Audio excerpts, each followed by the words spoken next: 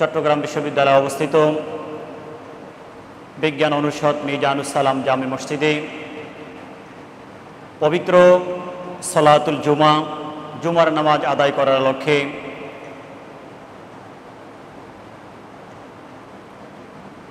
কুল কায়নাতের মালিক, সৃষ্টি জগতের মালিক, বাদশাহ, খালেক ও মালেক, যিনি রাতকে দিনের মধ্যে প্রবেশ করান, আবার দিনকে রাতের মধ্যে প্রবেশ করান, যিনি গরিবকে ধনী করেন, আবার ধনীকে গরিব করেন, যিনি প্রজাকে রাজা বানান, রাজাকে প্রজা বানান, ফকিরকে বাদশা করেন, বাদশাকে ফকির করেন, যার কুদরতি ক্ষমতার অধীনস্থ তামাম কুল কায়নাতের সব কিছু,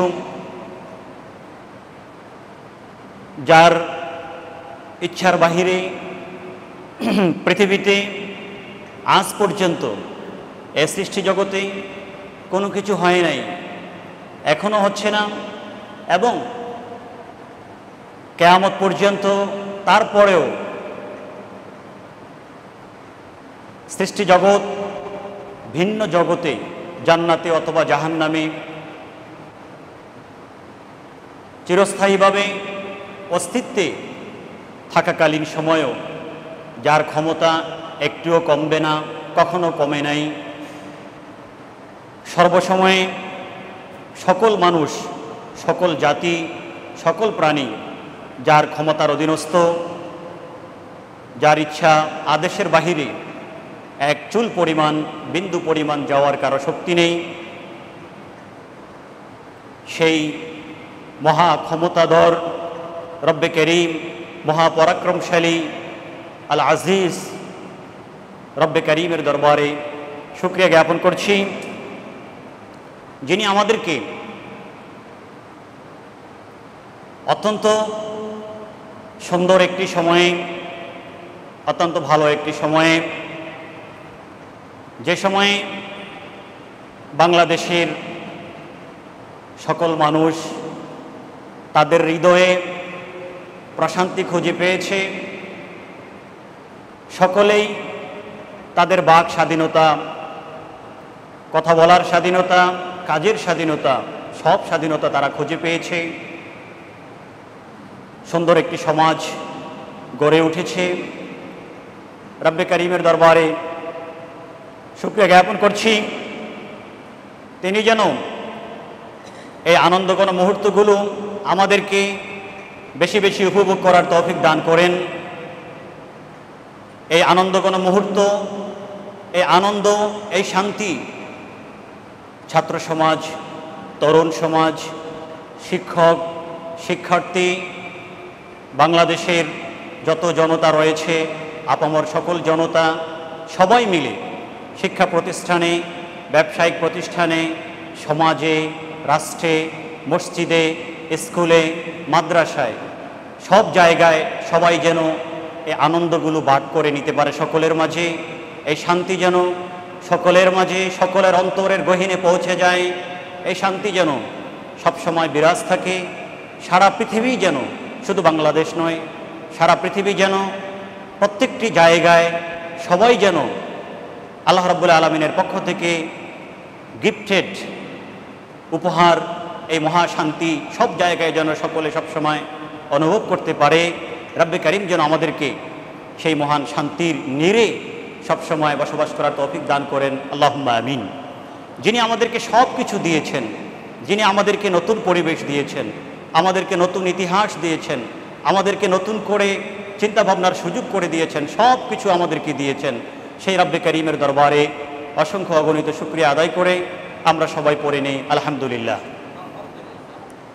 অসংখ্য অগণিত দরুদ সালাম সরকারে কায়নাত, ফখরে মৌজুদাত, নূর নবী, জিন্দা নবী, হায়াতুন নবী, হাবিবে মোহাম্মদুর রাসূলুল্লাহ সাল্লাল্লাহু আলাইহি ওয়াসাল্লামের নূরানি কদম মোবারকে রব্বে করিমের দরবারে আমরা আরজ করব, রব্বে করিম যেন আমাদেরকে প্রত্যেকটি মুহূর্তে তার হাবিবে পাকের উপরে দরুদ সালাম আরজ করার তৌফিক দান করেন, আল্লাহুম্মা আমিন। মুসল্লিয়ানে কেরাম,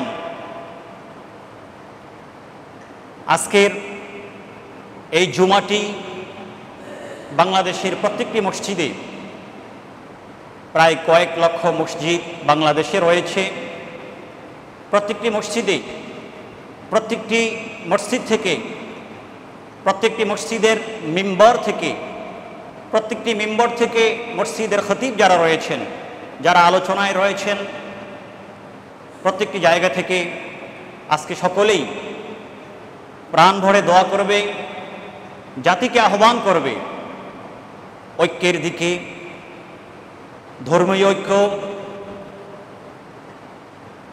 সামাজিক ঐক্য, রাষ্ট্রীয় ঐক্য, সব ঐক্যের দিকে আজকে প্রত্যেকটি খতিব সব জায়গা থেকে আহ্বান করবে।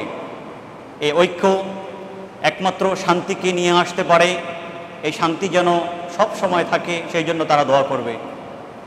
সেই ধারাবাহিকতায় সাথে সাথে প্রত্যেকটি জায়গা থেকে আজকের খতিবরা, আলোচকরা যেই দোয়া করবেন, যাদের জন্য দোয়া করবেন, সবার আগে এই দোয়া যারা পাবেন তারা হচ্ছে আমাদের বাংলাদেশের ভবিষ্যৎ সূর্য সন্তান, মেধাবী শিক্ষার্থীবৃন্দ, যারা সারা বাংলাদেশের ইউনিভার্সিটি, স্কুল, কলেজ, মাদ্রাসা, বিভিন্ন প্রতিষ্ঠানে ছড়িয়ে ছিটিয়ে আছে, যারা তাদের ঐতিহাসিক আন্দোলনের মাধ্যমে, ঐতিহাসিক দাবির মাধ্যমে তারা জাতিকে নতুন একটি ইতিহাস উপহার দিয়েছে। ইতিহাস তাদের এই ভূমিকাকে মনে রাখবে, স্বর্ণাক্ষরে লিখিত হতে থাকবে, হয়ে থাকবে তাদের এই ইতিহাস। দোয়া করবে সেই তরুণ প্রজন্মের জন্য, যারা জাতির এই ক্রান্তি লগ্নে তাদের হাতকে ধরেছে, তাদের সাথে ছিল, তাদের জন্য দোয়া করছে এবং তাদেরকে সামনে এগিয়ে যাওয়ার জন্য বিভিন্ন বুদ্ধি পরামর্শ দিবে, তাদেরকে সাহস যোগাবে। আল্লাহ রাব্বুল আলামিন যেন সেই তরুণ সমাজকে, ছাত্র সমাজকে এবং যারা নতুন করে অন্তর্বর্তীকালীন সময়ে দায়িত্ব গ্রহণ করেছেন তাদেরকে এবং তাদের অধীনে এই সোনার বাংলায় যত মানুষ রয়েছে সকলকে যেন আল্লাহ শান্তিপূর্ণভাবে সহ অবস্থান করার তৌফিক দান করেন। সকলের অবস্থান যেন শান্তিপূর্ণ অবস্থান হয়, সকলে যেন শান্তিপূর্ণভাবে বসবাস করতে পারেন, একই ছাদের নিচে একসাথে সবাই যেন বসবাস করতে পারেন। আল্লাহ রাব্বুল আলামিন যেন সবাইকে তৌফিক দান করেন। নতুন অন্তর্বর্তীকালীন সরকার যারা দায়িত্বে এসেছেন, দায়িত্ব পালন করছেন, আমরা দোয়া করব আল্লাহ যেন তাদেরকে প্রকৃত সিদ্ধান্তগুলো গ্রহণ করার তৌফিক দান করেন। আল্লাহ যেন তাদেরকে এমন সিদ্ধান্ত গ্রহণ করার তৌফিক দান করেন যে সিদ্ধান্তগুলো এই জাতির উপকারে লাগবে, যে সিদ্ধান্তগুলো কোনো এক পক্ষের জন্য নয়, সকলকে কাভার করে নেবে, যে সিদ্ধান্তগুলো দেশ ও জাতির কল্যাণে আসবে, যে সিদ্ধান্তগুলো সকলের জন্য উপকারে আসবে। আল্লাহ রাব্বুল আলামিন যেন তাদেরকে ওই সকল সিদ্ধান্ত গ্রহণ করার তৌফিক দান করেন। আল্লাহ রাব্বুল আলামিন যেন তাদের অন্তরের মধ্যে তাকওয়া দান করেন। আল্লাহ রাব্বুল আলামিন যেন তাদের অন্তরের মধ্যে খোদা ভীতি দান করেন, আল্লাহ ভীতি দান করেন, একনিষ্ঠতা দান করেন, দেশপ্রেম দান করেন।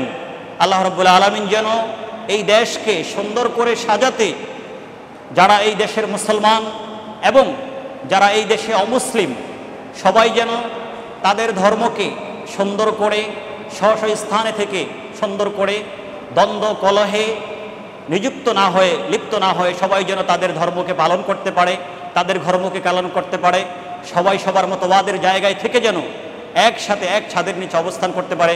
আল্লাহ যেন সেই তৌফিক সবাইকে দান করেন, আল্লাহুম্মা আমিন। মুসল্লিয়ানে কেরাম,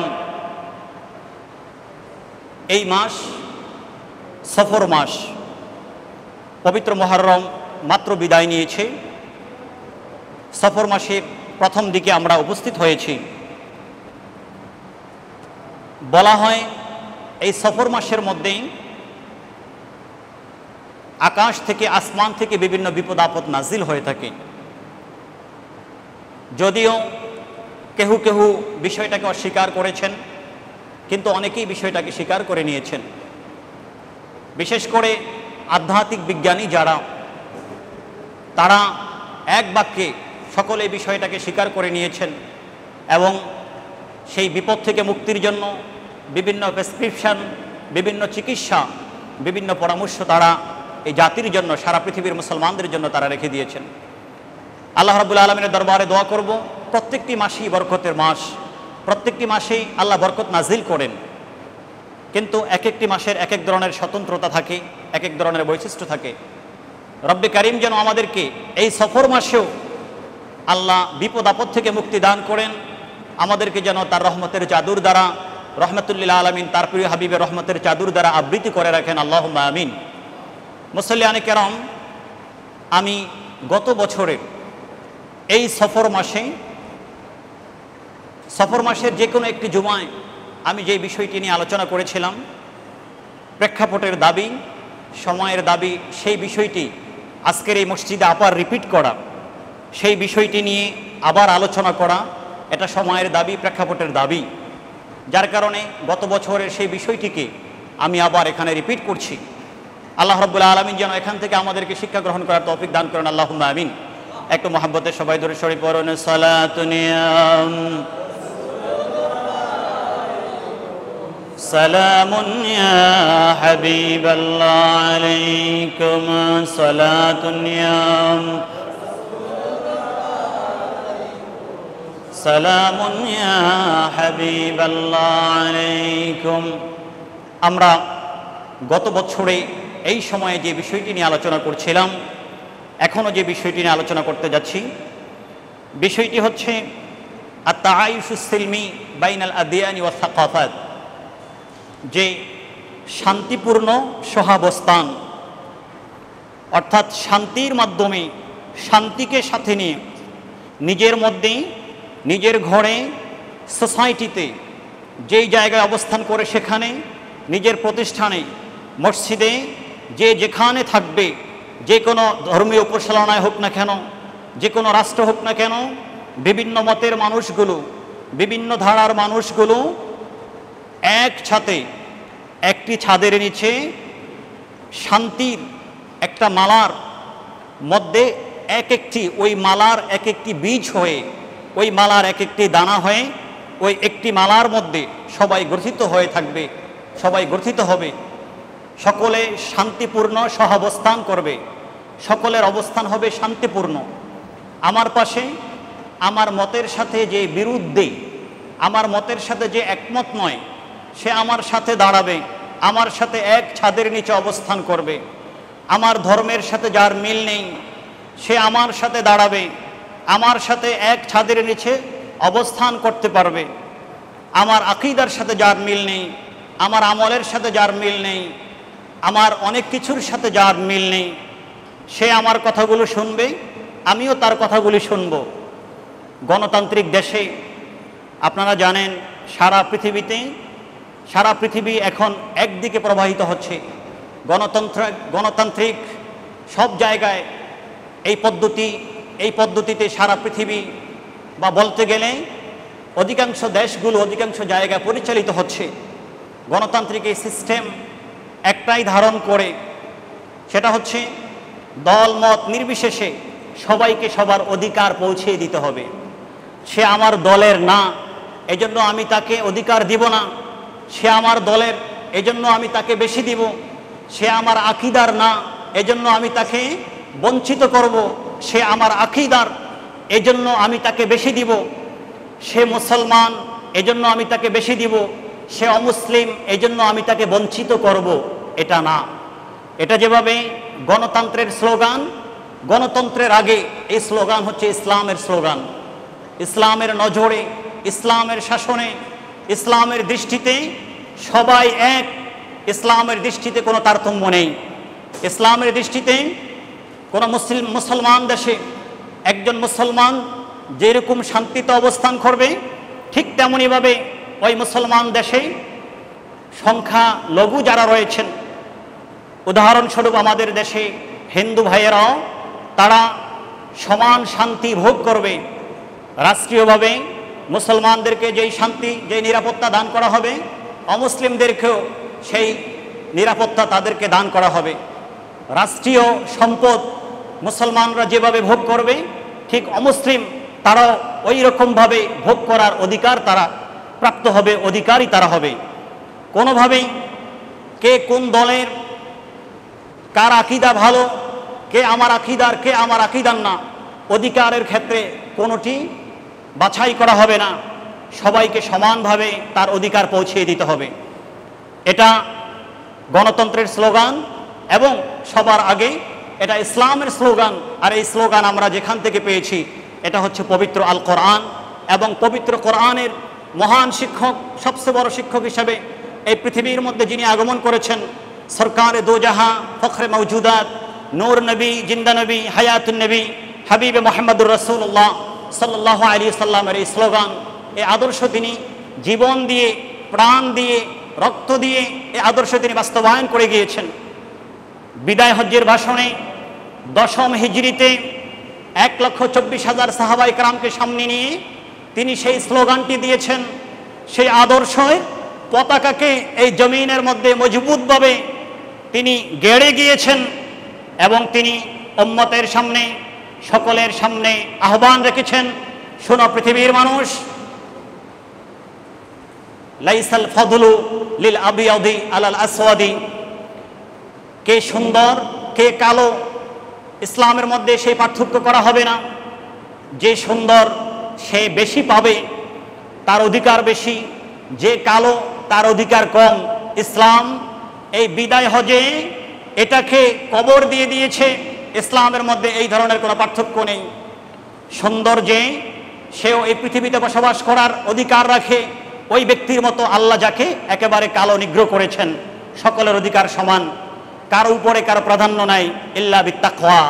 হ্যাঁ, এই জায়গাটা যার যত বেশি সুন্দর, অর্থাৎ যে যত বেশি সুন্দর অন্তরের অধিকারী, তাকওয়ার অধিকারী, এই তাকওয়ার মাধ্যমে আল্লাহর দরবারে একজনের মর্যাদা আরেকজনের উপরে যাবে। কিন্তু অধিকারের ক্ষেত্রে সুন্দর কালো সমান হবে। কে আমেরিকার, কে বাংলাদেশের, কে আরবের, কে আজমের, কে কোন জায়গার, এগুলোর কোনো পার্থক্য নেই। লা ফাদলা লিল আরবি আলাল আজমি।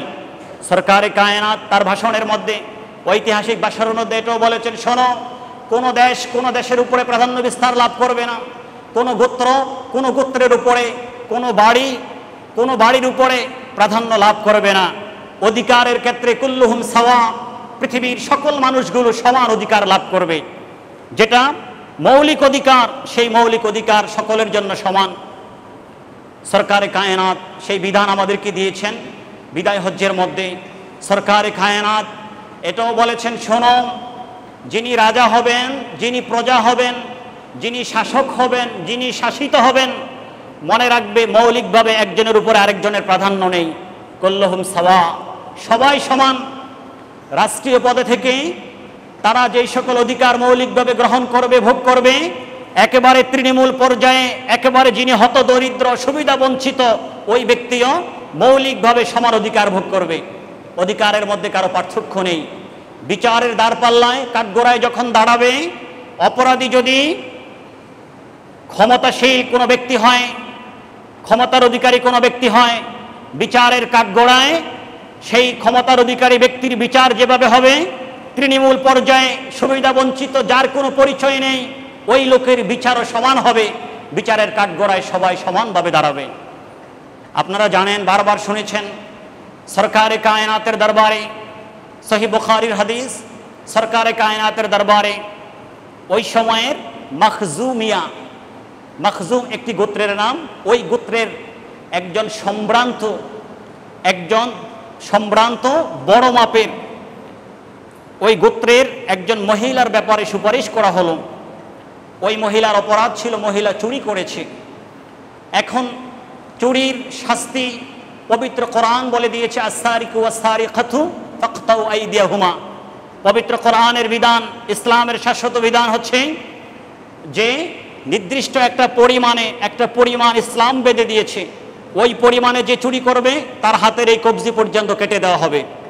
একটা হাত যদি চুরির অপরাধে কাটা হয়, এই ভয়ে পুরা ওই শহর থেকে, এলাকা থেকে, ওই রাষ্ট্র থেকে চুরি দূর হবে, কেউ আর ভয়ে চুরি করবে না।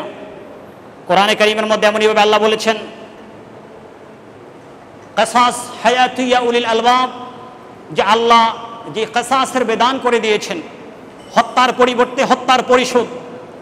একজনকে যখন মার্ডার করা হবে, আল্লাহ হেফাজত করুক, একজনকে যখন হত্যা করা হবে, ওই হত্যার বিনিময়ে যদি তাকে সাথে সাথে বিচারের কাঠগড়ায় দাঁড়িয়ে তার পক্ষে মিথ্যা জালিয়াতি ওকালতি না করে তাকে যদি ফাঁসির কাঠগড়ায় মৃত্যুদণ্ড সাথে সাথে দেওয়া হয়, আল্লাহ বলেছেন হত্যার পরিবর্তে যখন হত্যা হবে, হায়াতু ইয়া উলিল আলবাব, হে জ্ঞানবান সম্প্রদায় তোমরা শোনো, একটা হত্যার বিচার যদি তোমরা পৃথিবীতে করো, দেখবে এই পৃথিবীর মধ্যে আর কোনো হত্যা হবে না।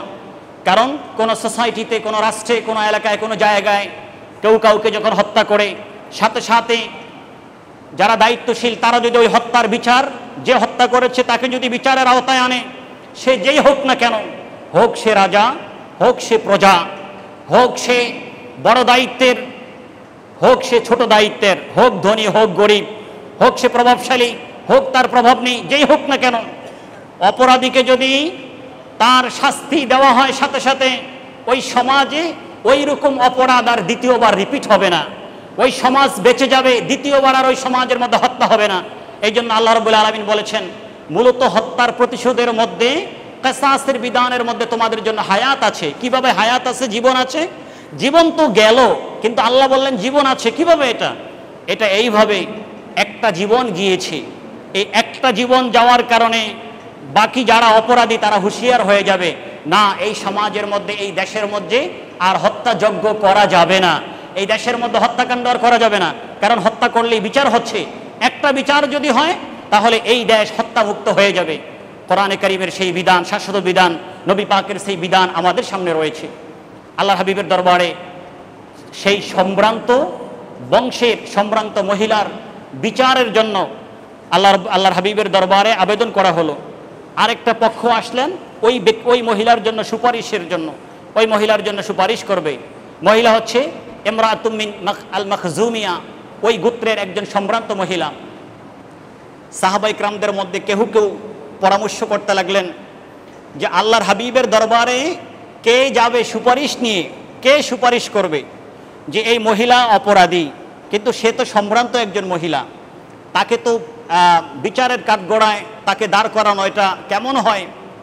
কারো কারো কাছে এটা মনে হলো তাকে, সে চুরি করেছে, অপরাধ করেছে, কিন্তু আমরা আল্লাহর হাবিবের কাছে সুপারিশ করে তাকে আমরা বাঁচিয়ে দিব। কাউকে খুঁজে পাচ্ছে না।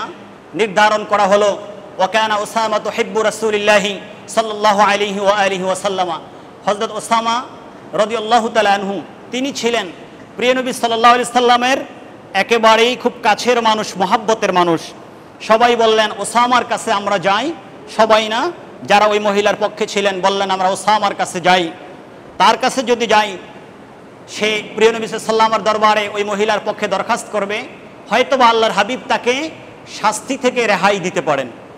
সরকারে কায়নাতের দরবারে তারা না জেনে ওই মহিলার পক্ষে সুপারিশ করার জন্য আসলো, ইয়া রাসূলুল্লাহ এই মহিলা চুরি করেছে, আপনার দরবারে আমরা দরখাস্ত করছি তাকে চুরি থেকে আপনি, চুরির শাস্তি থেকে আপনি রেহাই দান করুন। সরকারে কায়নাত রাগ করে ফেললেন। সরকারে কায়নাতের চেহারা মোবারক লাল হয়ে গেল। সরকারে কায়নাত মিম্বরের মধ্যে দাঁড়িয়ে গেলেন। মিম্বরের মধ্যে দাঁড়িয়ে কঠিনভাবে হুঁশিয়ারি করে বললেন, শোনো পৃথিবীর মানুষ, আজ থেকে কিয়ামত পর্যন্ত দ্বিতীয়বার যেন এটা রিপিট না হয়। কোনো অপরাধীর জন্য তোমরা সুপারিশ করবে আমার কাছে, কোনো অপরাধীকে বাঁচানোর জন্য তোমরা শাসকের কাছে, কাজীর কাছে, জাজের কাছে, যে বিচারক তার কাছে তোমরা সুপারিশ করবে। এটা যেন না হয়, এটা ইসলামের বিধান নয়। যে অপরাধ করবে তাকে অবশ্যই শাস্তি পেতে হবে, আর যে মাজলুম, যে নিরপরাধ, তার পাশে দাঁড়াতে হবে, জালেম থেকে তাকে রক্ষা করতে হবে। প্রিয় নবী সাল্লাল্লাহু আলাইহি ওয়াসাল্লাম তারপরে শেষ মুহূর্তে যেটা বললেন, শোনো পৃথিবীর মানুষ, ওয়াল্লাহি লাউ সারাকাত ফাতিমাতু বিনতি মুহাম্মাদিন সাল্লাল্লাহু আলাইহি ওয়া আলিহি ওয়াসাল্লামা লাকাতাতু ইয়াদাহা। পৃথিবীর মানুষ শোনো, আমার কাছে আমার সবচেয়ে প্রিয় হচ্ছে আমার কলিজার টুকরা ফাতিমাতু জাহরা রাদিয়াল্লাহু তাআলা আলাইহা সালাম। আল্লাহর হাবিবের সবচেয়ে কলিজার টুকরা ছিলেন। প্রিয় নবী সাল্লাল্লাহু আলাইহি ওয়াসাল্লাম ওনাকে সবচেয়ে বেশি মহাব্বত করতেন, যিনি হচ্ছেন হযরত হাসানাইন কারিমাইনের আম্মা জান, শহীদে কারবালা ইমাম হুসাইনের আম্মা জান, শহীদ হযরত ইমাম হাসান আলাইহিস সালামের আম্মাজান সৈয়দি ইমাম আলী মাওলা আলী শের খোদা আলী মুরতাদার অর্ধাঙ্গিনী, যিনি হচ্ছেন সৈয়দাতুন নিসাই আহলিল জান্নাহ, জান্নাতের যুবতী রমণীদের সরদার, সেই সৈয়দা ফাতেমাতুজ জাহরা ধরে নাও সেও যদি চুরি করে, বলে আউযুবিল্লাহ নাউযুবিল্লাহ, এটা তো কখনো সম্ভব না। সরকারে কায়নাতের ঘরে যিনি এত বড় পজিশনে তিনি চুরি করবেন, এটা তো সম্ভব না, কখনোই না। তাহলে সরকারে কায়নাত এই উদাহরণটা কেন দিলেন?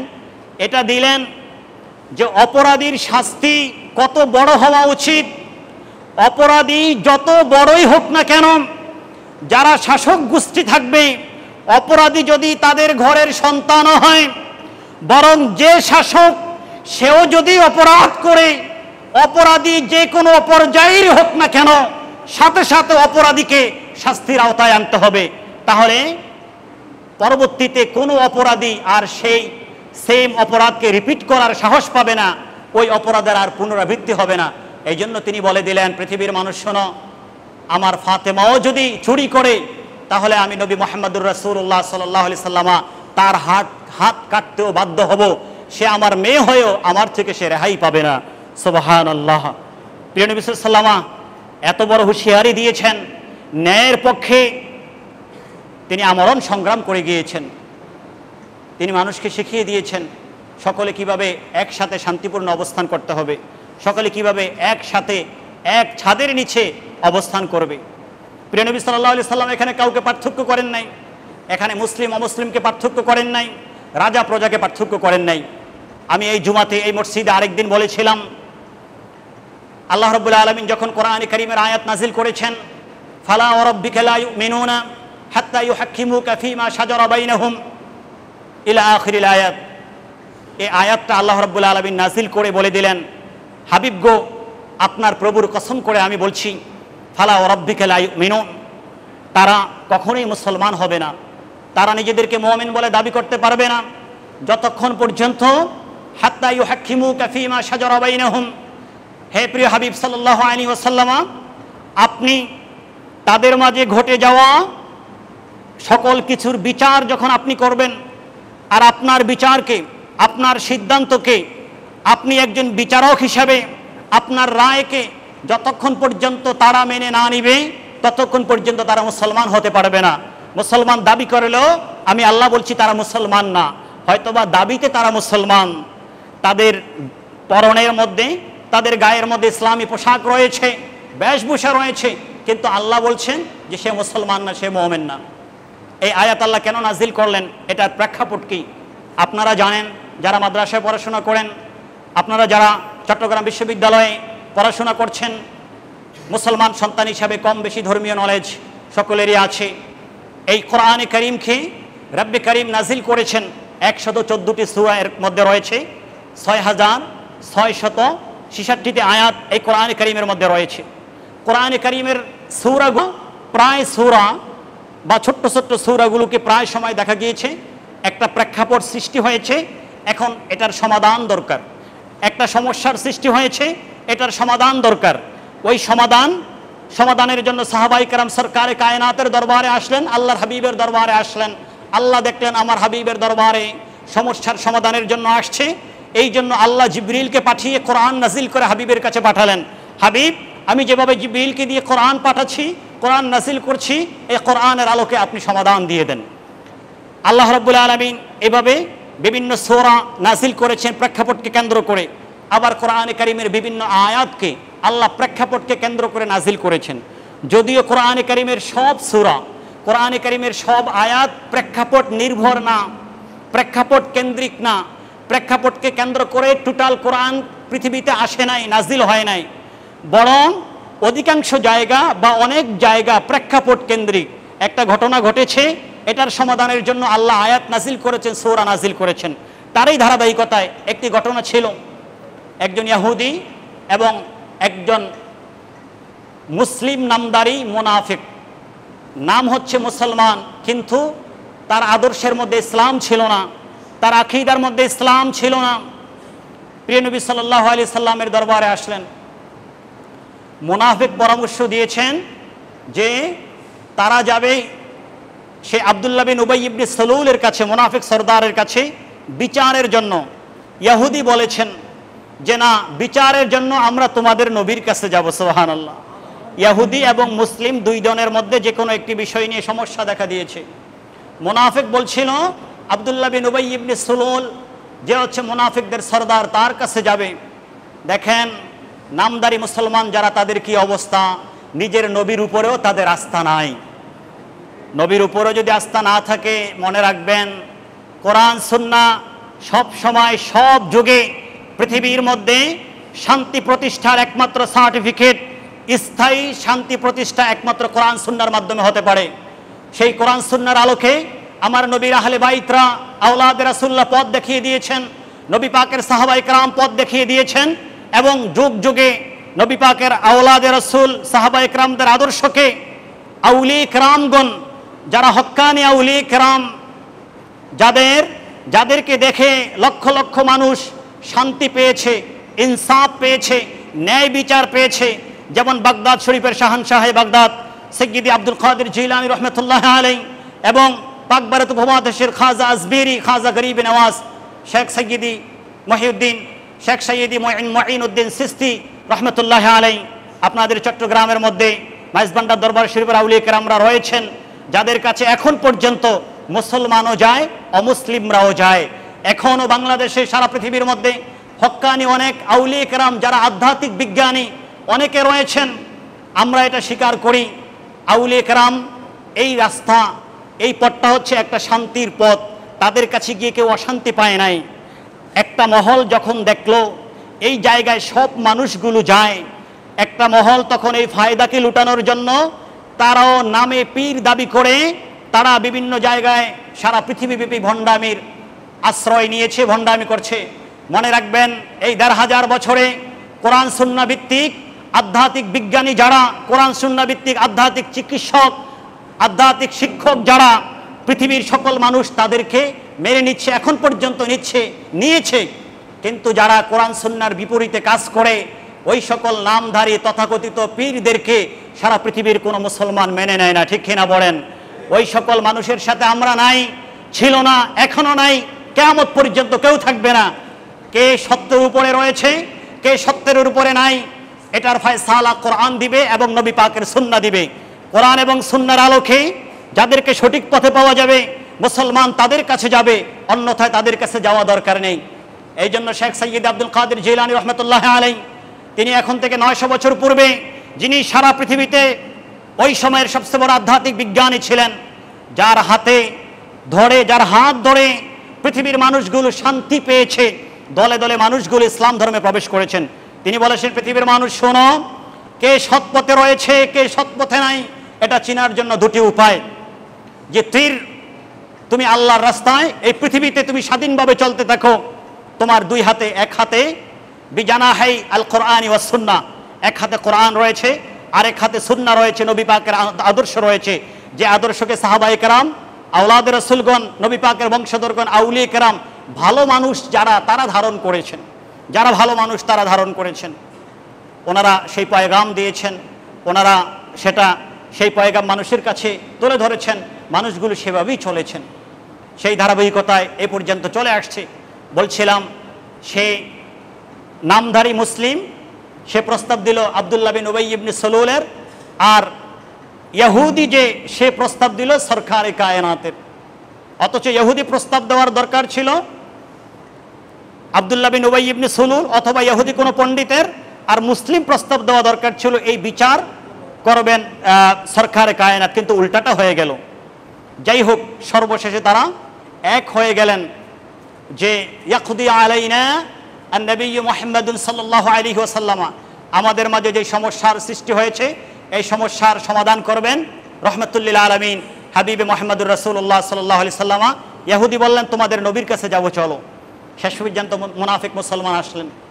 আসার পরে আল্লাহর হাবিবের দরবারে দুজন নালিশ করলেন। ইহুদি বললেন, সে আমার উপর অত্যাচার করেছে, অবিচার করছে, আর অমুসলিম সেই নামদারি মুসলিম বললেন, সে আমার উপর অবিচার করেছে। প্রিয় নবী সাল্লাল্লাহু আলাইহি ওয়াসাল্লাম এখন বিচারকের আসনে বসেছেন। তিনি রহমাতুল্লিল আলামিন তো আছেনই, তিনি ইনসাফের আসনে আছেন, সবসময় ছিলেন। তিনি এখন কাদিল খুদার সারা পৃথিবীর মধ্যে সবচেয়ে বড় বিচারকের আসনে তিনি এখন বসা আছেন। উনি এখন ওনার দুই চক্ষুকে দিয়ে সমানভাবে দেখবেন কে আমার উম্মত, কে আমার দলে মুসলিম, কে আমার দলে না অমুসলিম, কে আমার পথে, কে আমার পথে না, এটা এখন তিনি দেখবেন না। তিনি কখনো দেখেন নাই। তিনি দুজনের পক্ষে, ইহুদির পক্ষে দলিল আদিল্লাহ প্রমাণাদি শুনলেন, আবার নামদারি মুসলিমের পক্ষে দলিল আদিল্লাহ প্রমাণাদি শুনলেন। সকলেই সকলের প্রমাণাদি উপস্থাপন করলেন। সরকারে কায়নাতের কাছে প্রমাণাদির মাধ্যমে স্পষ্ট হয়ে গেল এই সমস্যায়, এই বিষয়ে অপরাধী হচ্ছে মুসলিম আর নিরপরাধ হচ্ছে ইহুদি। এই জন্য সরকারে কায়নাত ইহুদির পক্ষে ফয়সালা দিয়ে দিলেন। সুবহানাল্লাহ। দেখেন আজকের যুব সমাজ, আজকের তরুণ শিক্ষার্থীরা একটি বাংলাদেশ আমাদেরকে উপহার দিয়েছে, যে বাংলাদেশের মধ্যে কোনো ক্ষেত্রে বৈষম্য থাকবে না, যে বাংলাদেশের মধ্যে ধর্মীয় পালনে বৈষম্য থাকবে না, সকল ধর্মমত যে যেই ধর্মের সবাই সম্পূর্ণ স্বাধীনতার সাথে তাদের ধর্ম পালন করবে, যেই বাংলাদেশের মধ্যে বিচারের ক্ষেত্রে বৈষম্য থাকবে না।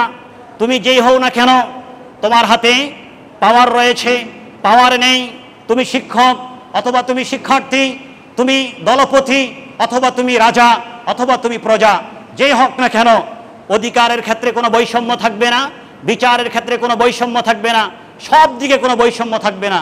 আজকে আমরা আবারও কৃতজ্ঞতা জ্ঞাপন করছি এই মসজিদ থেকে, সেই ছাত্র সমাজের প্রতি কৃতজ্ঞতা জ্ঞাপন করছি। কোরআনের যে স্লোগান, নবীর সুন্নাহর যে স্লোগান, সত্যিকারের ইনসাফ প্রতিষ্ঠার যে স্লোগান, এই স্লোগানকে নিয়ে তারা বাংলাদেশে আন্দোলন করেছে। আল্লাহ তাদেরকে তৌফিক দিয়েছেন, আল্লাহ তাদেরকে সফলতা দিয়েছেন। আমরা কামনা করব এই বৈষম্য যেন আমাদের এই সোনার বাংলা যতদিন জীবিত থাকবে, অস্তিত্ব থাকবে, ততদিন যেন এই সোনার বাংলায় আল্লাহ বজায় রাখেন। ছাত্র সমাজ থেকে এই শিক্ষা গ্রহণ করে যারা এতদিনে গাফেল হয়ে গিয়েছেন, তারা যেন আবার সজাগ হয়ে ওঠে। এই শান্তি, এই বৈষম্য থেকে যেন আল্লাহ সারা পৃথিবীর সবাইকে দূরে রাখেন, সবাইকে যেন শান্তির মধ্যে নিয়ে আসেন। আল্লাহুম্মা আমিন। সরকারে কায়নাত বিচারের ক্ষেত্রে বৈষম্যতা দূর করে দিলেন। এখানে তিনি ধর্ম দেখলেন না, তিনি ইহুদির পক্ষে রায় দিলেন। ইহুদির পক্ষে রায় আসলো, আর মুসলিম নামদারি মুসলমানের বিপক্ষে রায়টা চলে গেল। এখন তারা এই ফয়সালা নিয়ে সরকারে কায়নাতের দরবার থেকে চলে আসছেন। আসার পরে দুইজনের মধ্যে আবার মিটিং হয়েছে, যে ইহুদি বলল তোমাদের নবী যেই ফয়সালা দিয়েছেন এই ফয়সালা আমাদের পছন্দ হয়েছে, আমার পছন্দ হয়েছে। আর নামদারি মুসলমান বলল তিনি যে ফয়সালা দিয়েছেন এই ফয়সালা আমার পছন্দ হয় নাই। নাউজুবিল্লাহ। আপনারা বলেন সে কি কখনো মুসলমান হতে পারে? নবী মুস্তাফা যে ফয়সালা দিয়েছেন এই ফয়সালা তার বিরুদ্ধে গিয়েছে, এই জন্য সে বলছে এই ফয়সালা পছন্দ হয় নাই। আল্লাহর হাবিব পাক সাল্লাল্লাহু আলাইহি সাল্লামের দরবার থেকে সে চলে গেল। তাহলে কোথায় যাবে? ঠিক আছে, সঠিক ফয়সালা যেখানে পাওয়া যাবে সেটা হচ্ছে হযরত ওমর ফারুকের দরবার। এটা মুসলমান বললেন। নবীর দরবারে ইনসাফ পাই নাই, নাউজুবিল্লাহ। ইনসাফ পাবো ওমর ফারুকের দরবারে, ফারুকে আজমের দরবারে চলো। ইহুদি বললেন ঠিক আছে, ফারুকে আজমের দরবারে যাও। কারণ ইহুদি জানে ফারুকে আজম তিনি সরকারে কায়নাতের বিপরীতে যাবেন না, আর সরকারে কায়নাতের ফয়সালার বিপরীতে যারা যাবে ফারুকে আজমের তলোয়ার তাদের জন্য অপেক্ষা করবে, কঠিন শাস্তি তাদেরকে ফারুকে আজমের দরবার থেকে পেতে হবে। ইহুদি রাজি হয়ে গেলেন, মুসলিম সহ সরকারে কায়নাতের দরবার থেকে ফারুকে আজমের দরবারে গেলেন। ফারুকে আজমের কাছ থেকে বললেন, ফারুকে আজম আপনার কাছে এসেছি, সরকারে কায়নাত হাবিবে মোহাম্মদুর রাসূলুল্লাহ এই রায় দিয়েছেন, ইহুদির এটা পছন্দ হয়েছে, এই রায়টা ইহুদির পক্ষে গিয়েছে, কিন্তু আমার পক্ষে এই রায়টা আসে নাই, আমার এই রায়টা পছন্দ হয় নাই। এটা কে বলছেন? এটা মুসলমান নামদারি মুনাফিক বলছেন, আর ইহুদি বলেছেন আমার পছন্দ হয়েছে। হযরত ওমর ফারুক রাদিয়াল্লাহু তাআলা আনহু, যিনি ইনসাফের উপরে বৈষম্যতা দূর করে, পার্থক্য দূর করে, ধুলার তখতে বসে আঙ্গুলের ইশারায় সারা পৃথিবী শাসন করেছেন, যার শাসনের মধ্যে ইনসাফ ছিল, যার শাসনের ভয়ে মুসলমানের তখ্ত মসনদ কেঁপেছে, ইহুদি খ্রিস্টানদের মসনদ পর্যন্ত কেঁপেছে, যার শাসনের ভয় সবাই করেছে। যখন রাষ্ট্রীয়ভাবে ঘোষণা এসেছে আগামীকাল থেকে দুধের মধ্যে আর কেউ পানি মিশাতে পারবে না, দুধের মধ্যে যে কেউ পানি মিশাবে তার বিরুদ্ধে আমি ওমর ফারুকের ফায়সালা অনেক কঠোর হবে, কঠিন হবে। ওমর ফারুক রাদিয়াল্লাহু তাআলা আনহু যেই দিন এই বিচার ঘোষণা করলেন, ওই দিন রাতের বেলায় তিনি ওনার সঙ্গীকে নিয়ে হাঁটছেন, আর প্রত্যেকটি ঘরের পাশে গিয়ে রাজা ওনার অধীনস্থ যারা আছেন তাদের অবস্থা জানতেছেন। কাঁধে বহন করে আটার বস্তা নিয়ে কাঁধে বহন করে যাচ্ছেন, যাদের ঘরে খানা নাই তাদের ঘরে পৌঁছিয়ে দিচ্ছেন। অথচ তিনি একজন খলিফাতুল মুসলিমিন, তিনি আটার বস্তা বহন করেছেন। সুবহানাল্লাহ বলেন না বাবা? এভাবেই তো শাসক হওয়া দরকার।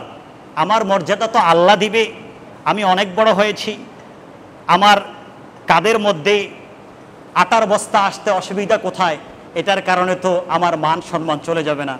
আপনারা দেখেছেন আমাদের ছাত্র ভাইয়েরা যেই কয়েকদিন আমাদের রাস্তাঘাটে কোনো প্রশাসন ছিল না, কোনো বাহিনী ছিল না, ওই সময় এখন পর্যন্ত রাস্তাঘাট পাহারা দিচ্ছে কারা? ট্রাফিকের কাজ কারা করছে? সব জায়গায় কাজ কারা করছে? এখানে ছাত্র সমাজের মান সম্মানে একটু আঘাত লাগে নাই, তাদের মান ইজ্জত কমে যায় নাই। কারণ সম্মান দেওয়ার মালিককে বাবা, বরং সম্মান দেওয়ার মালিককে, আবার কেড়ে নেওয়ার মালিককে। আমি শুরুতে সূরা আল ইমরান থেকে একটা আয়াত তেলাওয়াত করেছিলাম। আল্লাহ বলেছিলেন আল্লাহ বলেন কুলিল্লাহুম্মা মালিকাল মুলক, পৃথিবীর মানুষ শোনো, এই ক্ষমতা, এই রাজত্ব, সব কিছুর মালিক একমাত্র আল্লাহ, একমাত্র তার কাছে। তিনি যাকে ইচ্ছা করেন কুলিল্লাহুম্মা মালিকাল মুলকি তুতিল মুলকা মান তাশা, তিনি যাকে ইচ্ছা করেন রাজত্ব দান করেন, ওয়াতানজিউল মুলকা মিম্মান তাশা, আবার যার থেকে ইচ্ছা মুহূর্তের মধ্যে তিনি রাজত্ব ছিনিয়ে আনেন। যখন দেখা যাবে আমি তাকে রাজত্ব দিয়েছি, ক্ষমতা দিয়েছি, পাওয়ার দিয়েছি, কিন্তু ইনসাফ দূর হয়ে গিয়েছে, আল্লাহ তখন আর তাকে সময় দিবেন না। এজন্য এটা শুধু বর্তমানের শিক্ষা নয়, কিয়ামত পর্যন্ত প্রত্যেকটি জাতির, আপনার ঘরেরও শিক্ষা। আপনি ঘরের অভিভাবক, একজনকে আপনি বেশি দিবেন, আরেকজনকে কম দিবেন না, সবার জন্য শিক্ষা একই রকমের শিক্ষা। আল্লাহ রাব্বুল আলামিন তিনি দান করেন, তিনি রাজত্ব দান করেন, ওয়াতানজিউল মুলকা মিম্মান তাশা, আবার যার থেকে ইচ্ছা তিনি মুহূর্তের মধ্যে ছিনিয়ে নেন। তাহলে কাকে তিনি স্থায়ীভাবে দান করেন? আল্লাহ তাকে স্থায়ীভাবে দান করেন যে যারা এই পৃথিবীর মধ্যে ইনসাফ প্রতিষ্ঠা করতে পেরেছে, এই পৃথিবীর মধ্যে ইনসাফ কায়েম করেছে। হযরত ওমর ফারুক রাদিয়াল্লাহু তাআলা আটার বস্তা নিয়ে গেলেন, এক বাড়ির পাশে গিয়ে দাঁড়ালেন এবং শুনতে পেলেন ওমর ফারুক রাদিয়াল্লাহু তাআলা আনহু ঘর থেকে মা এবং মেয়ের কথা আসছে। মা বলছে, আজকে বকরির দুধ কম হয়েছে, আগামীকাল সকালে সবাইকে পর্যাপ্ত পরিমাণে দুধ দিতে পারবো না। মেয়েকে আদেশ করছেন, মেয়ে শোনো, আজকের দুধের সাথে তুমি পানি মিশিয়ে দাও, তাহলে গতকালের মতো দুধের পরিমাণ সমান হয়ে যাবে। মেয়ে বললেন, মা আপনি কি শুনেন নাই? হযরতে খলিফা ওমর ফারুক রাষ্ট্রীয়ভাবে আজকে কি ফরমান জারি করেছেন? আজকে তিনি বলেছেন, আগামীকাল থেকে দুধের মধ্যে যে পানি মিশ্রিত করবে, আমি ওমর ফারুক তার বিরুদ্ধে দাঁড়িয়ে যাব, তাকে রাষ্ট্রীয়ভাবে আমি তাকে শাস্তি দিব। আপনি কি সেটা শুনেন নাই? মা বললেন, ওমর ফারুক তো এখানে নাই, আমরা দুধের মধ্যে পানি মিশাবো কি মিশাবো না এটা তো হযরত ওমর ফারুক দেখবে না। আর অথচ হযরত ওমর ফারুক আপনার বাহির থেকে ভিতরে মা এবং মেয়ের কথা শুনছেন। মাও জানে না ওমর ফারুক রাদিয়াল্লাহু তাআলা আনহু যিনি ইনসাফ প্রতিষ্ঠা করেছেন তিনি দাঁড়িয়ে আছেন, মেয়েও জানে না তিনি দাঁড়িয়ে আছেন। কিন্তু মেয়ে একটা কথাই বলছেন, মা শুনেন, কেউ জানবে না, ওমর ফারুক জানবে না, ওনার সাথে যারা রয়েছেন কেউ জানবে না, কিন্তু আপনি বলেন এটাকে ওমর ফারুকের আল্লাহ জানবে কি জানবে না? ঘরের মধ্যে আমরা কি করছি? ইনসাফ বহির্ভূত কাজ করছি। আগামী দিন সকালে দুধের সাথে পানি মিশিয়ে মানুষদের হক নষ্ট করব, তাদের উপরে জুলুম করব, এটা ওমর ফারুক জানবে না। আমরা হয়তোবা সাময়িকভাবে বিচারের আওতায় আসব না, কিন্তু ওমর ফারুকের আল্লাহ দেখেন কি দেখেন না? যখন মা বলেছেন, যখন সন্তান এই কথা বলেছেন, মা বলেছেন, মারে এটা তো আমার মনে ছিল না, তুমি তো আমাকে মনে করে দিলে। আমরা আজ থেকে ওমর ফারুকের ভয়ে নয়, বরং ওমর ফারুকের আল্লাহ যিনি তার ভয়ে আজ থেকে আমরা দুধের মধ্যে পানি মিশ্রিত করবো না। সুবহানাল্লাহ। বরফির আব্দুল কাদের জিলানী রহমতুল্লাহ আলাইহি 18 বছরে মা থেকে ছুটি নিয়ে বাগদাদ শরীফের দিকে আসলেন পড়ালেখার জন্য। রাস্তায় ডাকাতের দেখা হলো, অনেক লম্বা আলোচনা, সবাই জানে। রাস্তায় যখন দেখা হলো, জিজ্ঞেস করলো কি আছে? বগলের নিচের পকেটের মধ্যে 40টি স্বর্ণ মুদ্রা ওনার মা দিয়েছেন, এগুলো আছে। সকলের কাছে বললেন, আজ পর্যন্ত কোনো মানুষ কোনো ডাকাতের কাছে স্বীকার করে না আমার কাছে আছে। ডাকাত জিজ্ঞেস করেই বললে যে আমার কাছে নাই, কারণ সকলে জানে আমি যদি বলি তাহলে ডাকাত নিয়ে যাবে। সকলেই বলে নাই। অবাক হয়ে গেলেন, রীতিমতো ছোট্ট আব্দুল কাদের জিলানী বলছেন আছে আছে, এটার পিছনে কারণ কি? ডাকাত সরদার আব্দুল কাদের জিলানী রহমতুল্লাহ আলাইহির কাছে আসলেন, মাত্র 18 বছরের আব্দুল কাদের জিলানী, এখনো কিশোরে তিনি, ছোট্ট বয়সের। আব্দুল কাদের জিলানী রহমতুল্লাহ আলাইহির কাছে এসে জিজ্ঞেস করলেন, এটার কারণ কি, কেন এটা করেছো, কেন সত্য বলেছো? আব্দুল কাদের জিলানী রহমতুল্লাহ আলাইহি বললেন, আমার মা আমাকে বলেছে যে বাবা তুমি কখনো মিথ্যা কথা বলবে না। সুবহানাল্লাহ বলেন। এটা আমাদের অঙ্গীকার হবে, আমাদের যুব সমাজের অঙ্গীকার হবে, আমাদের ছাত্র সমাজের অঙ্গীকার হবে, যারা শাসনে আসছেন, যারা শাসিত, যারা নতুন করে অন্তর্বর্তীকালীন সরকার নির্বাচিত হয়েছেন, এটা তাদের অঙ্গীকার হবে আমরা সব সময় সর্বমুহূর্তে তাকওয়ার ভূষণকে, আল্লাহ ভীতির ভূষণকে, আমি যা করি আল্লাহ দেখছেন, আমি যা বলি আল্লাহ শুনছেন, আমার মনের মধ্যে আমি যা ধারণ করি সেটা আমার আল্লাহর বাহিরে নাই, এই তিনটা জিনিস যদি যারা রাষ্ট্র পরিচালনা করছেন তাদের অন্তরের মধ্যে থাকে, যারা প্রজা তাদের অন্তরের মধ্যে থাকে, যে যেই জায়গায় তার দায়িত্ব পালন করছেন, এই তিনটা জিনিস যদি সকলের অন্তরের মধ্যে থাকে, খোদার কসম করে বলছি আগামী দিন থেকে এই সোনার বাংলায় আর অপকর্ম পাওয়া যাবে না। ঠিক কিনা বলেন বাবা? আমরা সেটা ধারণ করার চেষ্টা করি। বরফির আব্দুল কাদের জিলানী রহমতুল্লাহ আলাইহি তিনি বললেন, আমার মা ওসিয়ত করেছেন আমি যেন মিথ্যা কথা না বলি। তারা বললেন, তোমার মা তো এখানে নাই, তুমি তো এখন পথে। গাউসে পাক বললেন, আমার মা নাই, আমার মা দেখবে না ঠিক, কিন্তু আমার আল্লাহ তো দেখছে, আমি সত্য বলছি নাকি আমার মায়ের সাথে খেয়ানত করে আমি মিথ্যা বলছি। সুবহানাল্লাহ। ফলশ্রুতিতে কি হলো, ডাকাত সর্দারের, ডাকাতদের 40টি দল বরফির সাহেব হুজুর, যিনি ছোট্ট আব্দুল কাদের জিলানী, ওনার কাছে এসে তাওবা করে এতদিন পর্যন্ত মার্ডার করে হাজার হাজার মানুষকে হত্যা করেছে, হাজার হাজার মানুষকে জুলুম করেছে, তাদের ধন সম্পদ লুটপাট করে নিয়েছে, কিন্তু ওনার মাত্র একটি নসিহতের কারণে তারা ফিরে এলো এবং ওই লোকগুলো ওই সময়ের পৃথিবীর শ্রেষ্ঠ মানুষ হয়ে গিয়েছে। সুবহানাল্লাহ। ওমর ফারুক রাদিয়াল্লাহু তাআলা পরের দিন ডেকে ওই মেয়েকে এনে নিজের আপন ছেলের সাথে বিবাহ পড়িয়ে দিলেন। সুবহানাল্লাহ। আজকে আমার ছাত্র ভাইয়েরা, তরুণ সমাজ আন্দোলন করেছে যে চাকরির ক্ষেত্রে কোটার মাধ্যমে যেন কোনো বৈষম্য সৃষ্টি না হয়। আলহামদুলিল্লাহ, তাদের স্বচ্ছতার কারণে আল্লাহ এখন ছাত্র সমাজকে এই দেশের সরকার বানিয়ে দিয়েছেন। এটা তাদের জন্য বিজয় এবং এটার মধ্যে মেসেজ রয়েছে, যারা ন্যায়ের পক্ষে থাকবে, জিরো থেকে আল্লাহ তাদেরকে হিরো বানিয়ে দিতে পারেন। ঠিক কিনা বলেন বাবা? এই শিক্ষা যেন সকলের জন্য থাকে। ওমর ফারুক রাদিয়াল্লাহু তাআলা বললেন, আল্লাহর হাবিবের দরবারে বিচার পাও নাই, আমার কাছে বিচারের জন্য আসছো তাই তো? হ্যাঁ, আপনার কাছে বিচার আছে। ওমর ফারুক রাদিয়াল্লাহু বললেন, আলা রিসলিকুমা, হে ইহুদি মুসলিম, আলা রিসলিকুমা, তোমরা এখানে দাঁড়াও, আলা রিসলিকুমা, এখানে দাঁড়াও, তোমাদের জন্য ন্যায় বিচার নিয়ে আমি ওমর ঘর থেকে বের হচ্ছি। ওমর রাদিয়াল্লাহু তাআলা এই কথা বলেই ঘরে গেলেন। ঘরে যাওয়ার পরে ঘর থেকে তিনি তলোয়ার, উন্মুক্ত তলোয়ার নিয়ে আসলেন। উন্মুক্ত তলোয়ার এনে তিনি বললেন, আমি ওমরের বিচার এই তলোয়ারের নিচে রয়েছে, এখন বলো কোন নালিশ নিয়ে আমার কাছে এসেছো? ইহুদি বললেন যে আপনাদের নবী যেই ফয়সালা দিয়েছেন ওই ফয়সালায় আমি একমত, মেনে নিয়েছি। আর মুসলিম বললেন, নামদারি মুসলমান মুনাফিক বললেন, নবীর ফয়সালা আমি মানি না। হযরত ওমর বললেন, নবীর ফয়সালা যে মানবে না, নবীর বিপরীতে যে যাবে, তার বিপরীতে আমি ওমরের তলোয়ার, এটা বলে তলোয়ার দিয়ে আঘাত করে তার গর্দানকে উড়িয়ে দিলেন এবং ওমর রাদিয়াল্লাহু তাআলা প্রতিষ্ঠা করলেন, এটাই হচ্ছে ইনসাফ, যে অপরাধী তাকে শাস্তি পেতেই হবে, যেখানেই যাক, যত কোর্টে যাক। নিম্ন আদালত থেকে সে রেহাই পাবে, হাইকোর্ট থেকে সে রেহাই পাবে, সর্বোচ্চ আদালতে যাবে, কিন্তু তার যেন রেহাই না মিলে, যত জায়গায় যাবে সে যেন রেহাই না পায়। আসুন আমরা বৈষম্য দূর করে আমরা ইনসাফ প্রতিষ্ঠা করি এই বাংলাদেশের মধ্যে, আমরা সবার মাঝে ইনসাফ প্রতিষ্ঠা করি, সর্বমহলের মাঝে ইনসাফ প্রতিষ্ঠা করি, সকলের কাছে সকলের অধিকার পৌঁছিয়ে দিই। কোরআন এবং সুন্নাহকে সামনে রেখে আমরা আমাদের জীবন চলার পথকে খুঁজে নেই। আল্লাহ যেন আমাদেরকে তৌফিক দান করেন এবং সোনার বাংলায় যেন আমাদেরকে শান্তিপূর্ণ সহাবস্থান করার তৌফিক দান করেন।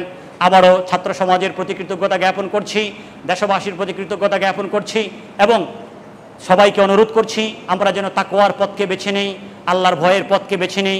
ইনশাআল্লাহ আল্লাহ আমাদেরকে গায়বীভাবে সাহায্য করবেন। আল্লাহ আমাদেরকে তৌফিক দান করুন। আমিন। ওয়া আখিরু দাওয়ানা আনিল হামদুলিল্লাহি রাব্বিল আলামিন ওয়া সাল্লাল্লাহু আলা নবিয়িল কারীম আর রাউফির রহিম ওয়া আলা আলিহি ওয়া সাহবিহি আজমাইন।